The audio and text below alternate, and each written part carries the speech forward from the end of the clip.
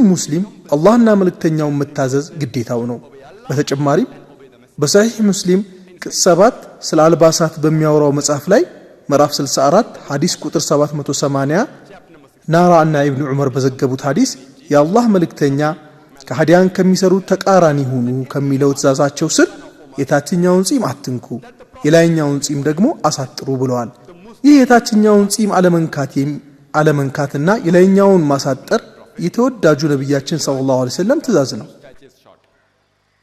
በተጨማሪም በሰሒህ ቡኻሪ ቅጽ 7 ስለ አልባሳት በሚያወራው መጽሐፍ ላይ ምዕራፍ 65 ሐዲስ ቁጥር 781 ላይ ኢብኑ ዑመር የአላህ መልእክተኛ ያሉትን እንዲህ ብሎ ዘግቧል። የላይኛውን ጺም አሳጥሩ፣ የታችኛውን ደግሞ አትንኩት። አብዛኛዎቹ የሙስሊም ምሁራኖች ጺምን ማሳደግ ሙስተሐብ ነው ይላሉ። ሙስተሐብ ማለት በጣም የተወደደ ማለት ነው። ሌሎች ደግሞ ሱነቱል ሙአከዳ ማለትም የጠበቀ ሱና ነው ይላሉ። ሌሎች ደግሞ ቁርአን አላህና መልእክተኛውን ታዘዙ ስለሚል ማንኛውም የአላህና የመልእክተኛው ትእዛዝ በሁሉም ላይ ግድ ይሆናል ይላሉ። በዚህም የተነሳ ጺም ማሳደግ ግዴታ ነው ይላሉ። አብዛኛዎቹ በጣም የተወደደ ነው ይላሉ። ሌሎች ደግሞ ግዴታ ነው ይላሉ። ምክንያቱም ይህ የተወደዱት የአላህ መልእክተኛ ትእዛዝ ነውና ማንኛውም የአላህ መልእክተኛ ትእዛዝ በየትኛውም ሙስሊም ላይ ግዴታ ይሆናል። ነገር ግን እውነተኛ የሆነ ሙስሊም ጺምን ማሳደግ ግዴታም ይሁን የተወደደ አሊያም የጠበቀ ሱና ጺሙን ከማሳደግ አይቆጠብም። ብዙ ሙስሊሞች ጺማቸው በፊታቸው ላይ በዝቶ በሚያምር መልኩ የሚታያሉ። አንዳንዶች ደግሞ ጺማቸውም በደንብ የማያድግላቸው አሉ። የሕክምና ተማሪ ሳለሁ ጺሜ ለመጀመሪያ ጊዜ ማደግ ሲጀምር ትዝ ይለኛል። ያን ጊዜ አስተዳደጉ በጣም ዘርዛራ ነበር። አሁንም ቢሆን ጥቅጥቅ ያለ አይደለም፣ ግን ቀድሞ ከዚህ የባሰ በጣም ዘርዛራ ነበር።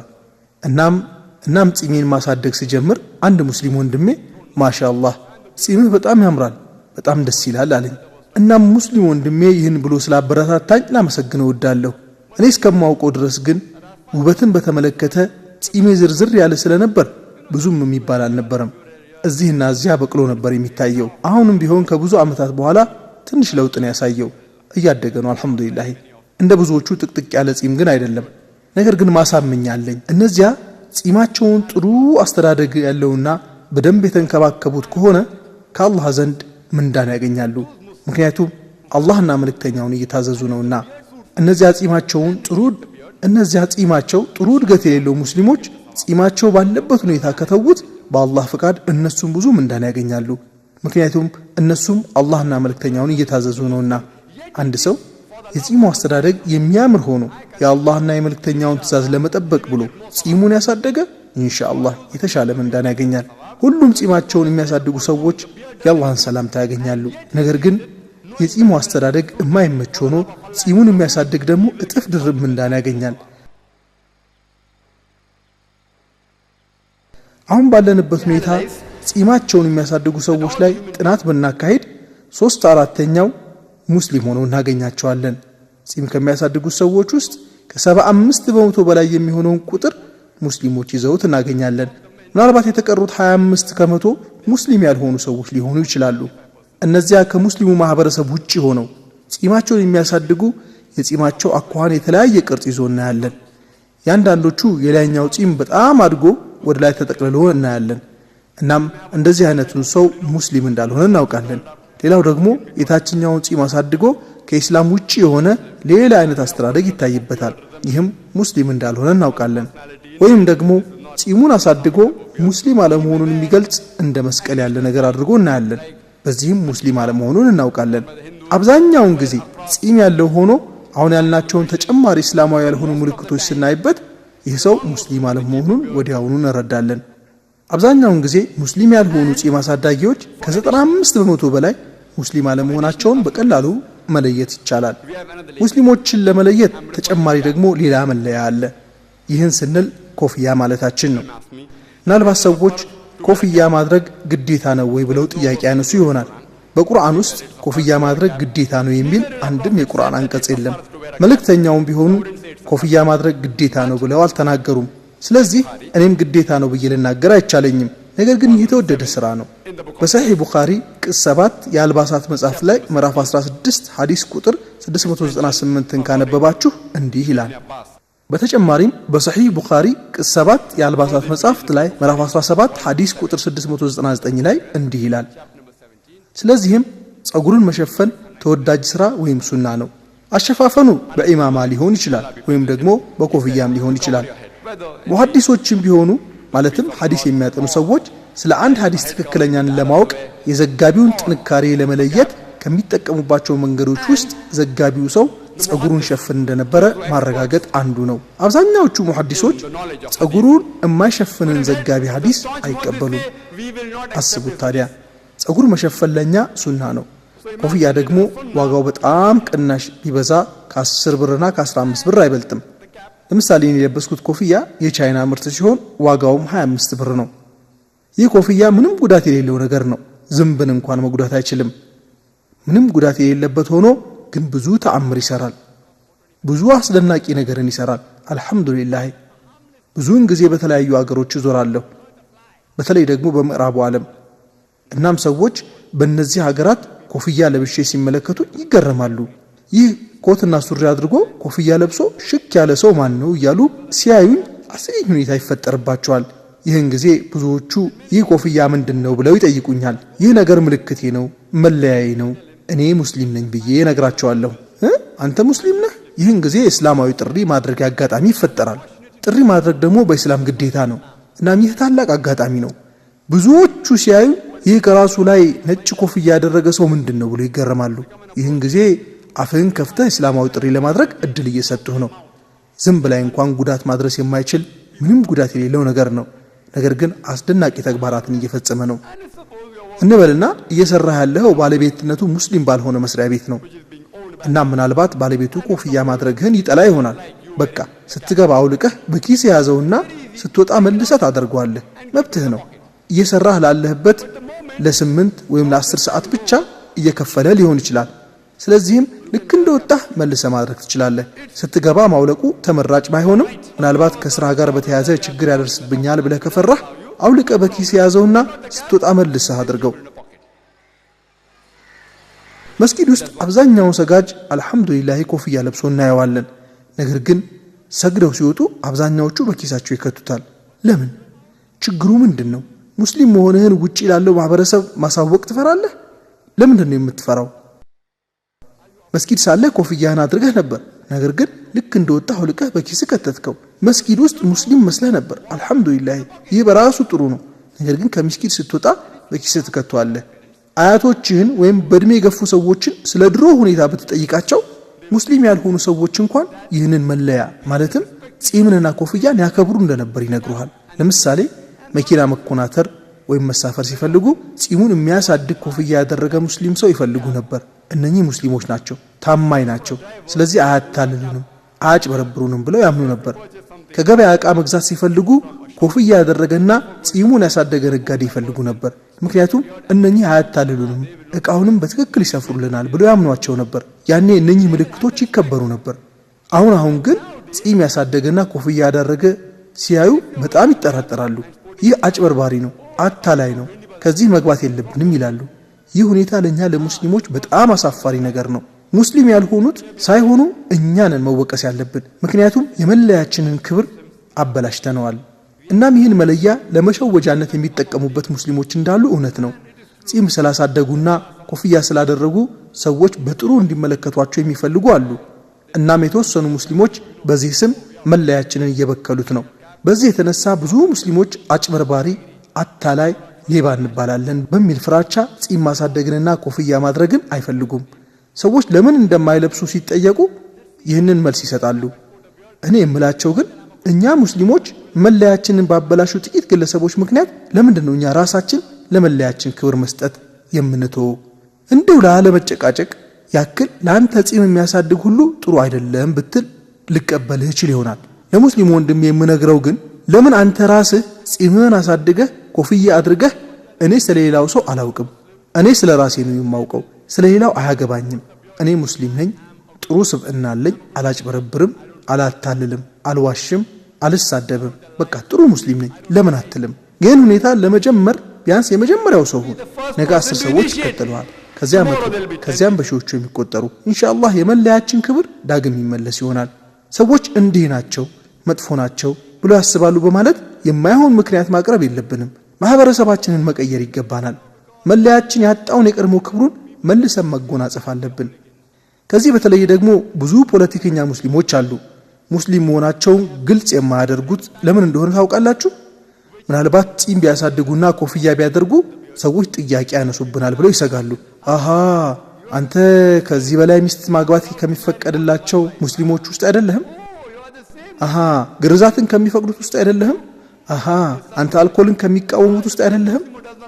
ሴቶች ሂጃብ ያድርጉ ከሚሉት ሙስሊሞች ውስጥ አይደለህም? በእነዚህና በሌሎች ምክንያቶች ሙስሊም መሆናቸውን ማሳወቅ አይፈልጉም። እስኪ አንድ ጥያቄ ላንሳ። ድሩዮች በበዙበትና በሚያስፈራ ቦታ ላይ ብቻችሁን ትፈሩ ይሆናል እንበልና አጠቃቀሙን በደንብ የምትችሉበት ጥሩ መሳሪያ ይዛችኋል። አሁንስ ትፈራላችሁ? በመሳሪያው ምን ማድረግ እንዳለባችሁ ስለምታውቁ ምንም እንኳን ወንበዴዎች ቢበዙም ብዙም አትፈሩ። ልክ እንደዚህ ሁሉም ሙስሊም ካልሆኑ አካላት ለሚሰነዘሩ ጥያቄዎች መልስ መስጠት የሚችል ከሆነ ሙስሊም መሆኑን ለሰዎች ግልጽ ማድረግ አይፈራም።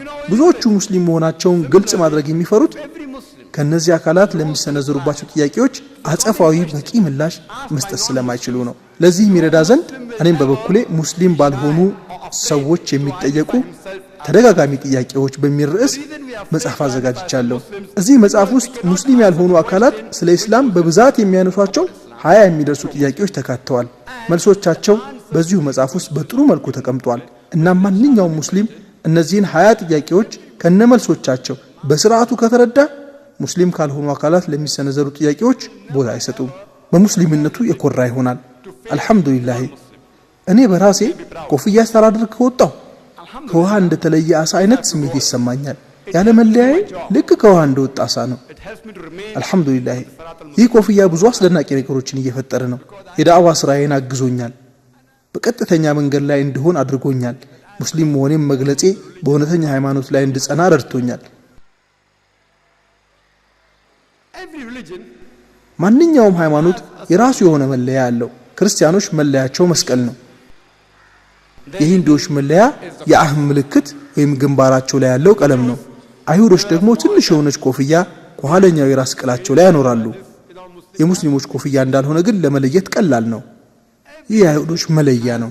የትኛውም ሃይማኖት ቢሆን የራሱ የሆነ መለያ አለው። ከማህበረሰባችን ውስጥ መለያቸውን አጥብቀው በማድረግ አድናቆት ሊቸራቸው የሚገባ ማህበረሰቦች ቢኖሩ የሲክ ማህበረሰብ ናቸው። የሚገኙት ህንድ ውስጥ ሲሆን ቢበዛ ከ2% አይበልጡም። ወደ 1 ቢሊዮን ከሚጠጋው የህንድ ህዝብ 2% የማይሞሉ ሲኮች ይገኛሉ። ሆኖም ግን ሲክ መሆናቸውን መግለጽ ያኮራቸዋል። ሁልጊዜ መለያቸውን ያደርጋሉ። ይህም ራሳቸው ላይ የሚጠመጥሙት ጨርቅና ጺማቸውን ይጠብቃሉ። እናም ይህን በማድረግ የሲክ ማህበረሰብ አባል መሆናቸውን መግለጽ ያኮራቸዋል። ከህንድ ውጪ ያለ የዓለም ማህበረሰብ እንደ ህንዳዊ ለይቶ የሚያየው ብዙውን ጊዜ የሲክ ማህበረሰብ አባልን ነው። ለምሳሌ የሆነ ስፖርታዊ ጨዋታ ከህንድ ውጪ በሆነ ሀገር ቢደረግ ከተመልካቾች ውስጥ ህንዶችን ማሳየት ሲፈልግ የሚያሳዩት ሲኮችን ፈልገው ነው። ቁጥራቸው ከ2% ቢያንስም እንኳን እነዚህ ማህበረሰቦች ከህንድ ማህበረሰብ አንዱ አካል እንጂ ህንድን ሙሉ በሙሉ ሊወክሉ አይችሉም። ከ2% ያነሱ ናቸው። በጣም አናሳዎች ናቸው። እንደዚህም ሆኖ ሰዎች ህንዶችን መለየት ሲፈልጉ ትኩረት የሚያደርጉት ሲኮች ላይ ነው። ምክንያቱም መለያቸውን ማድረግ ተከነዋልና። የትም ቦታ ቢሆን ወታደር ቢሆን መርከበኛ ቢሆን ሌላም ቦታ ቢሆን መለያውን ከማድረግ አይታቀብም። የሆነ ጊዜ ካናዳ ሄጄ በሰማሁት ነገር በጣም ተገርሜያለሁ። ይህም የሆነው አንድ ህንዳዊ የሲክ ማህበረሰብ ተወላጅ የካናዳ ዜግነቱን ካገኘ በኋላ በወታደራዊ ተቋም ውስጥ አገልግሎት ሲሰጥ መለያውን እንዲያወልቅ ይከሰስና መጨረሻ ላይ ተከራክሮ በማሸነፉ መለያውን የመልበስ መብት ተጎናጽፏል። ካናዳ ውስጥ እንኳን የሲክ ማህበረሰብ መሆኑን በግልጽ አሳየ። ከዚህም አልፎ ፍርድ ቤት ተከራክሮ አሸነፈ። ብዙ ሙስሊሞች ስራ ለመቀጠር ስራ ሲፈልጉ የመስሪያ ቤቱ ስራ አስኪያጅ ጺምህ ያስጠላል፣ ጺምህን ከተላጨህ ስራ ታገኛለህ ሲለው ወዲያውኑ ሙልጭ ያደርጋታል። በጣም አሳፋሪ ተግባር ነው። በጣም ያሳፍራል። ሲኮች ከዓለም ማህበረሰብ እጅግ አናሳ ሆነው የሲክ ማህበረሰብ አባል መሆናቸውን መግለጽ ያኮራቸዋል። በጣም ትንሽ ናቸው በቁጥር፣ ነገር ግን ሲክ መሆናቸውን መግለጽ ይፈልጋሉ። እንዲህ ስል ሁሉም ሙስሊም ይህን ያደርጋል እያልኩ አይደለም። ጥቂቶች መለያቸውን ማድረግ የሚፈሩ ወይንም የሚያፍሩትን ለመግለጽ ነው። በጣም አሳፋሪ ነገር ነው። በሰሒህ ሙስሊም ቅጽ 2 ምዕራፍ 314 የሐዲስ ቁጥር 1932 1933 1934 ላይ እንደተጠቀሰው ተወዳጁ ነብያችን ሙሐመድ ሰለላሁ ዐለይሂ ወሰለም ስለ ሰላት በሚያወራው መጽሐፍ ውስጥ እንዲህ ብለዋል። የኢድ ሰላት ለመስገድ ስትሄዱ ማለትም የኢድ አልፈጥርና የኢድ አልአድሃ ሰላት ወጣት ሴቶች ወደ ሜዳ እንዲሄዱ አድርጉ። በተጨማሪም ወር አበባ ላይ ያሉ ሴቶች፣ እርጉዝ ሴቶች ወደ መስገጃ ሜዳ እንዲሄዱ አዘዋል። በወር አበባ ላይ ያሉ ሴቶችንም ከናንተ ጋር ባይሰግዱም ከናንተው ጋር ወደ ሜዳ ይውጡ ብለዋል። የአላህ መልእክተኛ ልጆች፣ ወጣት ሴቶች፣ በወር አበባ ላይ ያሉ ሴቶች፣ እርጉዝ የሆኑትንም ጨምሮ ለኢድ ሰላት ወደ ሜዳ እንዲወጡ አዘዋል። ከዚህ ትእዛዝ በስተጀርባ ያለው ምክንያት ወይም ሎጂክ ምንድነው? ለምንድነው የኢድ ሰላት በሚሆንበት ወቅት ህፃናትና ሴቶችን ወር አበባ ላይ ያሉ ሴቶችንም እርጉዝ ሴቶችንም ወደ ሜዳ ከሌሎች ጋር አብረው እንዲወጡ ያዘዙት? ምክንያቱ ወይም ሎጂኩ የሚከተለው ነው። እንደሚታወቀው በኢድ ሰላት ወቅት ሁሉም ሰው በአንድ ቦታ ላይ ይሰባሰባል። በተለይም የተለያየ መንደር ነዋሪዎች፣ የሁለት ወይም የሶስት መንደር ነዋሪዎች የኢድ ሰላት ለመስገድ በአንድ ቦታ ላይ ይሰበሰባሉ። ቦምቤ ከተማን ካየን ሁኔታው ትንሽ ለየት ሊል ይችላል። ከተማው በጣም ሰፊ ስለሆነ አንድ ቦታ ላይ ተሰባስቦ ለመስገድ ይከብድ ይሆናል። ስለዚህም በተለያዩ ቦታዎች የኢድ ሰላት ይሰገዳል። ሆኖም የተለያየ ቦታ ቢሰገድም ሁሉም ጋር በጣም ብዙ ቁጥር ያለው ሙስሊም ይገኛል። ትናንሽ መንደሮች ባሉበት አካባቢ ግን የተለያዩ መንደሮች ሰፊ በሆነ ቦታ ላይ በአንድነት የኢድ ሰላታቸውን ይሰግዳሉ። ለምሳሌ 3 ትናንሽ መንደሮች የሚገኙ ከሆነ የኢድ ሰላት በአንድነት የሚሰግዱ ከሆነ እንበልና ብዛታቸው 30 ሺህ ሊሆን ይችላል። እናም ሙስሊሞች ኢድ ሰላት ሰግደው ይህንን ህዝብ ሁሉ ሲያዩ ሞራላቸው ይጨምራል። 30 ሺህ ሙስሊም አንድ ላይ ተሰብስበዋል በማለት ሙስሊም ወኔው ይጨምራል። ሙስሊም ያልሆነው ደግሞ ይህን ያህል ሙስሊም በእነዚህ ትናንሽ መንደሮች እንዳለ ሲመለከት 30 ሺህ ሙስሊም እያለ ይደነቃል። እናም ይህ ሙስሊም ያልሆነ አካል ሙስሊሞች ላይ ጥሩ ያልሆነ ነገር ከመስራቱ በፊት 10 ጊዜ ያስባል። ችግር ለመፍጠር ከፈለገ ደግሞ 100 ጊዜ ማሰብ ይኖርበታል። በተመሳሳይ ሁኔታ የሙስሊሙ ወኔ ደግሞ ይጨምራል። ለዚህም ነው የአላህ መልእክተኛ ለኢድ ሰላት ስትሄዱ ህፃናትን፣ ሴቶችን፣ በወር አበባ ላይ ያሉትንም እርጉዞችንም ጨምራችሁ በአንድነት ውጡ ያሉት። በወር አበባ ላይ ያሉት ሰላት ባይሰግዱ እንኳን ይውጡ ብለዋል። ለመጨመሪያ ያክል በአውቶቡስ እየሄዳችሁ እያለ እንበልና ሙስሊም የሆነች እህታችሁ በዚያው አውቶቡስ ውስጥ ጉዞ ላይ ናት። በዚያው አውቶቡስ ላይ ኮፍያን ያደረጉና ጺማቸውን ያሳደጉ 10 የሚጠጉ ሙስሊሞች አሉ ብንል እነኚህ ወንዶች ምንም ትውውቅ የላቸውም፣ ልጅቷንም ቢሆን አያውቋትም። ነገር ግን በዚህ መኪና ውስጥ ሙስሊም ያልሆነ አካል በልጅቷ ላይ አንዳች ተንኮል ማሴር ቢፈልግ፣ ችግር መፍጠር ቢፈልግ ይህ ሰው ቢያንስ 10 ጊዜ ማሰብ ይኖርበታል። ምክንያቱም ጺም ያሳደጉና ኮፍያ ያደረጉ 10 ሙስሊሞች መኪናው ውስጥ አሉና እነዚህ 10 ወንዶች በእድሜ የገፉና ምናልባትም እጃቸውን ማንሳት አይችሉ እንኳን ይሆናል። ቢሆንም እንኳን ይህ ሰው ቢያንስ 10 ጊዜ ማሰብ ይኖርበታል። 10ሩን ወንድ ሙስሊሞች ይፈራል። አንዳች ተንኮል ብፈጽም እነዚህ 10 ሰዎች ይወርዱብኝ ይሆናል ብሎ ያስባል። አያችሁ፣ ተአምር ሲሰራ መለያዎችን ማድረግ ብዙ አስደናቂ ተግባራትን ይፈጽማል። ላንተ ባይጠቅም እንኳን ሌሎች ለሙስሊም ወንድሞችና እህቶች ይጠቅማል። በአንድ ወቅት ላይ አንድ ትልቅ ሰው ነበር። አልহামዱሊላህ ጥሩ ሙስሊም ነበር። 5 ወቅት ሰላት በሰዓቱ ይሰግዳል። ሐጅ አድርጎ ተመልሷል። ረመዳንን በየዓመቱ ሁሉ ጊዜ ይጾማል፣ ዘካ ያወጣል። በቃ ጥሩ ሙስሊም ነበር። ነገር ግን ሙስሊም የሚያስመስለው ምንም ምልክት አልነበረውም። ጺምም የለውም፣ ኮፍያም አላደረገም። አንድ ቀን ፍራፍሬ ለመግዛት እየሄደ ሳለ ወደ መሸጫው ውስጥ ይገባና የሚሸጠውን ልጅ አንተ ልጅ ስምህ ማን ነው ይለዋል። ልጁም ስሜ አህመድ ነው በማለት መልስ ይሰጠዋል። ትልቁ ሰውዬም ታዲያ ለምንድን ነው እስላማዊ ሰላምታ ያላቀረብክልኝ ይለዋል። የሚሸጠውም ልጅ ሂንዱ ስለመሰልከኝ ነው ይለዋል። አስቡት፣ ይህ ልጅ አላህን የሚፈራ የሆነውን ትልቅ ሰው ሙሽሪክ ብሎ ጠራው። ለአንድ ሙስሊም ከሁሉም የበለጠ ስድብ እሱን ሙሽሪክ ብሎ መጥራት ነው። አንድን ሙስሊም ሙሽሪክ ብሎ ከመጥራት የበለጠ ሌላ ትልቅ ስድብ ጭራሽ የለም። ማጋራትን አስመልክቶ አላህ ሱብሓነሁ ወተዓላ በቅዱስ ቃሉ በሱረቱል ማኢዳ ምዕራፍ 4 አንቀጽ 48 እና 116 ላይ እንዲህ ይላል፣ አላህ ለእርሱ ተጋሪ መደረጉን ወይም ሽርክን ፈጽሞ አይምርም፣ ከዚህ ባሻገር ያሉትን ጥፋቶች ግን ለሚሻው ሰው ይምራል ይላል። በአላህ ላይ የሚያጋራ በእርግጥ የከበደ ኃጢአት ፈጽሟል። እስቲ ልጠይቃችሁ፣ ለቅድሙ ሁኔታ ማን ነው ተወቃሹ? ልጁ ሰውየው ሙሽሪክ ብሎ በመጥራቱ ተወቃሹ ማን ነው? ቅዱስ ቁርአን ማጋራትን አስመልክቶ በሱረቱል ማኢዳ ምዕራፍ 5 አንቀጽ 72 ላይ እንዲህ ይላል لقد كفر الذين قالوا ان الله هو المسيح ابن مريم አላህ የመርየም ልጅ አልመሲህ ነው ያሉ በእርግጥ ካዱ አልመሲህ የእስራኤል ልጆች ሆይ ጌታዬንና ጌታችሁን በብቸኝነት አምልኩ እነሆ በአላህ የሚያጋራ አላህ ጀነትን እርም አድርጎበታል መኖሪያውም እሳት ነው በዳዮችም ረዳቶች የሏቸውም ብሏል ቅዱስ ቁርአን በአላህ የሚያጋራ አላህ ጀነትን እርም አድርጎበታል ይላል ሽርክ ሰርቶ ያልተጸጸተ ወደ ጀሃነም ይወርዳል በአላህ ያጋራ ከሞተ ጀሃነም ይገባል አሁንም ደግሜ ልጠይቃችሁ ትንሹ ልጅ ትልቁን ሰውዬ ሂንዱ ወይ ሙሽሪክ ብሎ በመጥራቱ ማን ነው ተወቃሹ ልጁን ተወቃሽ ማድረግ አትችሉም ልጁ ነፃ ነው ሙስሊምነቱን የሚገልጽ መለያዎች ባለማድረጉ ትልቁ ሰውዬ መወቀስ አለበት ስለዚህ መለያው አንተነትህን ሙስሊምነትህን የሚገልጽ ከሆነ ማድረግ ይገባሃል የምን ማፈር ነው ሙስሊም የሆነ ሴት መለያዋ ምንድነው እነሱም ቢሆኑ የራሳቸው እስላማዊ መለያ አላቸው ይህን አስመልክቶ ቅዱስ ቁርአን በሱረቱ ኑር ምዕራፍ 24 አንቀጽ 31 ላይ እንዲህ ይላል ለአማኝ ሴቶችም እይታቸውን እንዲቆጣጠሩና ብልቶቻቸውንም እንዲጠብቁ ጌጦቻቸውንም መግለጥ ግድ ሆኖ ግልጽ ከሆነው በቀር አይግለጡ ጉፍታዎቻቸውንም ከአንገቶቻቸው ላይ ያጣፉ የውስጥ ጌጦቻቸውንም ለባሎቻቸው ወይም ለአባቶቻቸው ወይም ለወንድ ልጆቻቸው ወይም ለባሎቻቸው ልጆች ወይም ለወንድሞቻቸው ወይም ለወንድሞቻቸው ልጆች ወይም ለእህቶቻቸው ልጆች ወይም ከነርሱ ለሆኑ ሴቶች ጓደኞቻቸውና አገልጋዮቻቸው ወይም በስሮቻቸው ላሉ ወይም ለሴት ግድ ለሌላቸው ወይም ወሲባዊ ስሜት ለሌላቸው ወንዶች ወይም የሴትን ሀፍረተ ገላ ለማያውቁ ህፃናት ካልሆነ በቀር አይግለጡ ይላል የሂጃብ መስፈርት ደግሞ በቁርአን ውስጥ እንዲሁም ትክክለኛ በሆነ ሐዲስ ውስጥ ተቀምጧል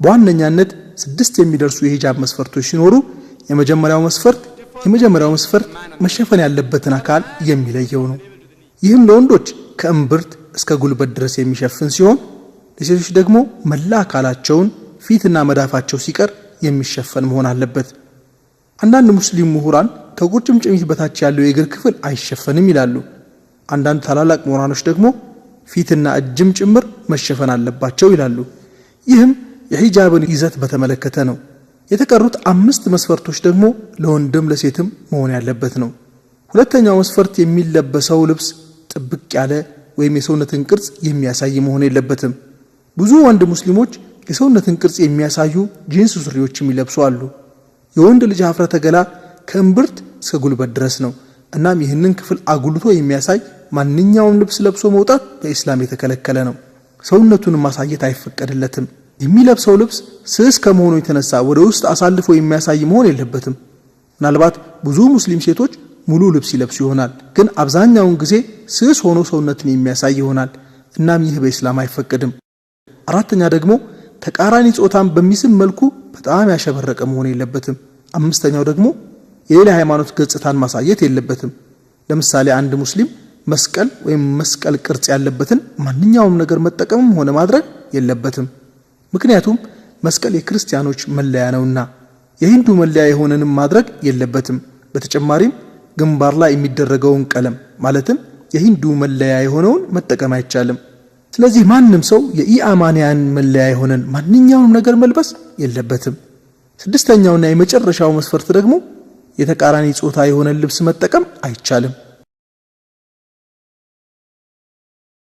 በምዕራቡ ዓለም ያሉ ብዙ ወንዶችን ስንመለከት የጆሮ ጉትቻን አንጠልጥለው እንመለከታለን ነገር ግን በአንድ ጆሮአቸው ብቻ ነው ይህ ሁኔታ ደግሞ ማለትም በአንድ ጆሮ ብቻ መሆኑ የራሱ ትርጉም አለው ህንዳውያንን ጨምሮ ብዙ ሀገራት የሚገኙ ወጣቶች ደግሞ አሜሪካውያንን እያዩ እነሱን ማድረግ ይጀምራሉ በከተማችን በቦምቤም ብዙ ወጣት ወንዶች ይህን አድርገው ተመልክተን ይሆናል በእስላም አንድ ወንድ የሴት የሆነን ሴት ደግሞ የወንድ የሆነን ማንኛውንም ነገር መልበስ አይችሉም ሙስሊም ሴቶች ለምን ይሸፈናሉ ካልን ምክንያቱም በቅዱስ ቁርአን በሱረቱል አሕዛብ ምዕራፍ 33 አንቀጽ 59 አላህ እንዲህ ብሎ ተናግሯልና አንተ ነብይ ሆይ ለሚስቶችህም ለሴት ልጆችህም ለአማኝ ሴቶችም መከናነቢያቸውን ከአካላቸው ላይ እንዲለቁ ንገራቸው ይህን ማድረጋቸው ማንነታቸው እንዲታወቅና በባለጌዎችም እንዳይታወቁ እገዛ ያደርግላቸዋል አላህ መሐሪ አዛኝ ነውና ስለዚህ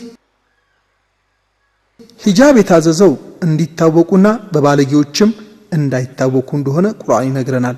በምሳሌ ለማስደገፍ ያህል አንድ አይነት መልክ ያላቸው ሁለት መንታ እህትማማቾች ቢኖሩና ሁለቱም መልከ መልካም ቢሆኑ እንበልና አንደኛዋ እስላማዊ አለባበስን ተጠቅማ ሌላኛዋ ደግሞ እስላማዊ አለባበስ ያልሆነ የምዕራባውያንን ማለትም ጉርድ ቀሚስ ወይም አጭር ቀሚስ ለብሳ እንዲሁም ጸጉሯን ሳትሸፈን ሁለቱም በአንድ መንገድ ላይ ሲጓዙ በዚያ መንገድ ላይ ሴቶችን የሚለክፉ ወይም ስራ ፈት የሆኑ ቦዘኔዎች ቢኖሩና እነዚህ መንታ ሴቶች እዚያ ሲደርሱ የትኛዋን ሴት ነው ወንዶቹ ወይም ቦዘኔዎቹ ለመልከፍ የሚጥሩት?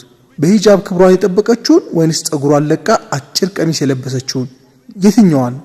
አሁን በምናየው ሁኔታ አጭር ቀሚስ ለብሳ ጸጉሯን የለቀቀችውን ይለክፋሉ። ለዚህም ሲባል ነው ቁርአን ሴቶች በባለጌዎች እንዳይታወቁ ሲባል ነው የሚለን። ቁርአን የደነገገውን ሂጃብ አስመልክቶ አንዳንድ ሙስሊም ሴቶች የተለየ አስተያየት ሲሰጡ ይስተዋላል። ይህም ሂጃብን ስናደርግ ጸጉራችንን ስንሸፍን ሙሉ ሂጃብም ስናደርግ ሰዎች ወደኛ አትኩሮ ይመለከታሉ። ስለዚህም ይህ ሂጃብ አላስፈላጊ የሆነ የሰዎችን ትኩረት ወይም እይታ ውስጥ ያስገባናል ይላሉ። እና ምን የምላቸው ነገር ቢኖር በእርግጥ በዚህ አስተያየት ተስማማ ይሆናል። ነገር ግን ይህ የሆነው አንቺ ሂጃብ የምታደርግ እህቴ ልዩ ስለሆንሽባቸው ይሆናል። በአካባቢሽ ብዙም ሂጃብ የሚያደርግ ከሌለ አንቺ ሂጃብ ስታደርጊ ልዩ ስለምትሆኝባቸው ሰዎች በትኩረት ሊመለከቱ ይችላሉ። ይህ ሊከሰት ይችላል። ነገር ግን ሰዎች ሂጃብን በስርዓቱ ያደረገችን ሙስሊም ሴት ሲመለከቱ በአክብሮት ነው እንጂ በወሲባዊ ወይም ጥሩ ባልሆነ አመለካከት አይደለም። ይህ ነው ልዩነቱ። ሂጃብ ያደረግሽው ሙስሊሟ እህቴ በአክብሮት ነው የሚያዩሽ። ልዩ ስለሆንሽባቸው ወደ አንቺ ሊመለከቱ ይችላሉ፣ ግን በአክብሮት ነው። ከፈለጋችሁ ሂጃብ የሚያደርጉ ሴቶችን ስለ ሁኔታው መጠየቅ ትችላላችሁ። ከዚህ ጋር በተያያዘ እህቴ እንዲህ ብላኛለች። ሂጃብ ስለምናደርግ ብዙ በዙሪያችን ያሉ ሰዎች አክብሮት ይቸሩናል። በአውቶቡስ ስንጓዝ ወንበር ይለቁልናል። አልহামዱሊላህ። ይህ ሂጃብ የሴቶችን ደረጃና ክብር ከፍ ያደርጋል። ብዙ ሴቶች ሂጃብ መደረግ ካለበት መደረግ ያለበት ጥቁር ሂጃብ ነው ብለው ያምናሉ። ጥቁር ሂጃብ ግዴታ ይመስላቸዋል።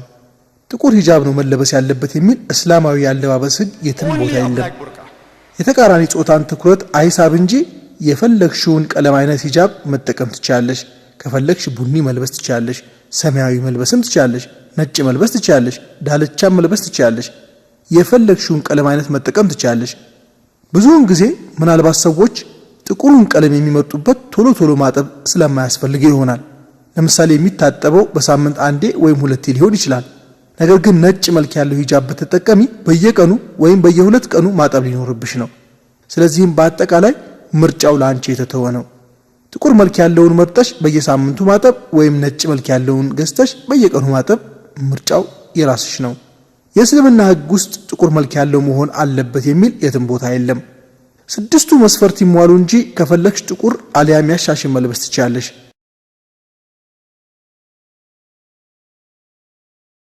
ከዚህ በተለየ ደግሞ ብዙ ሙስሊሞች አሉ፣ በተለይም በህንድ የተለያየ የመጠሪያ ስም አላቸው። አንዳንድ የመጠሪያ ስሞች ከኢአማንያን ጋር የሚመሳሰሉም አሉ። በተለይም ህንድ ውስጥ ኩክን በተባለ አካባቢ ያሉ ሙስሊሞች እኔም በሆን የኩክን ተወላጅ ነኝ፣ ስለዚህም ብናገር ኩክኔዎች አይቀየሙኝም። እናም ከመጡበት አካባቢ አንጻር የአንዳንድ ሙስሊሞች መጠሪያ ስሞችንም ብናጤን መጠሪያ ስማቸው ሙስሊም ካልሆኑ ሂንዱዎች ጋር ተመሳስሎ እናገኘዋለን። ለምሳሌ አንዳንድ ስሞችን ብንመለከት ታኩር የሚባል ሙስሊም አለ፣ ታኩር የሚባል ሂንዱ አለ።